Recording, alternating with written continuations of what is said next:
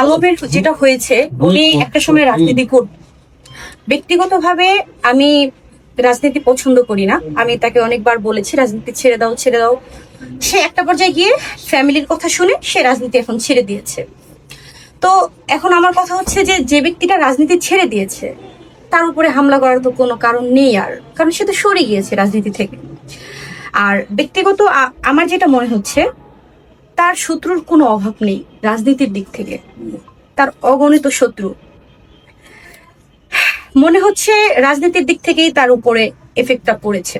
যেহেতু আমি রাজনীতি পছন্দও করি না, করিও না, আমি রাজনীতির বিষয়ে বুঝি না, কোন দল করেছে সেটা জানি না, কিন্তু তার অগণিত শত্রু রয়েছে। আর আমি তার কাছে জানতে চেয়েছি যে তোমার কাউকে সন্দেহ হচ্ছে কিনা, সে আমাকে বলছে এই মুহূর্তে কিছু আমার মাথায় আসতেছে না। এখন বিভিন্ন কারণেই হতে পারে, মানুষের শত্রু তো বিভিন্ন দিক থেকে হয়, তবে রাজনীতির দিক থেকেই বেশি ফোকাস করে। কারণ এর আগেও, এখন তো না, শুধু এখনই না তার উপরে হামলা, এর আগেও অনেকবার হামলা হয়েছে, সেটাও কিন্তু রাজনীতির কারণে। তদন্ত করে লাস্ট পর্যায়ে জানা গেছে যে রাজনীতির দিক থেকেই তার উপরে হামলা হয়েছে।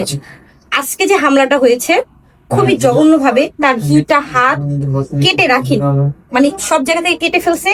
এই দুই সাইড থেকে তার এমন ভাবে মারা হয়েছে, মানে হাতগুলো যেন সে কোনো কাজে আর না লাগাতে পারে। আর দুই পা খুব বিচ্ছিরি ভাবে মানে পিটানো হয়েছে, মাথায় আঘাত করেছে, মাথার দিক থেকে কেটে গেছে। মানে সোজা কথা তারা মেরে ফেলতে চাইছে এক কথায়। না, আফতাবনগরে সে আর কি বের হয়েছিল, তার মন খারাপ ছিল, সে একটু ঘুরতে গিয়েছিল ওই দিকটায়। সে যতটুকু বলেছে যে হুট করেই 3টা মোটরসাইকেলে করে লোকে, 6টা, আমি ক্লিয়ারলি শুনিনি, আর মুখে মাস্ক ছিল সবার। আর তাকে মারার সময় যেটা বলা হয়েছে, তাকে বলা হয়েছে তোর নাকি অনেক সাহস, তোর নাকি অনেক বেশি সাহস, এটা বলে তার উপরে হামলা করা হয়েছে। ওনাকে নাকি একদমই মেরে ফেলতে চেয়েছিল, তো আশেপাশের কিছু লোক আসাতে তারা নাকি, লোক আসতে পারে, তারা ভেগে গেছে। ভেগে যাওয়ার পর ওনাকে তো সবাই কম বেশি চেনে, তো ওনার পরিচিত লোককে ফোন দিয়েছে, ওনার কাছের একজন ছেলেকে ফোন দিয়েছে, হাসান করে নাম, উনি গিয়ে ওনাকে হসপিটালে নিয়ে আসছে।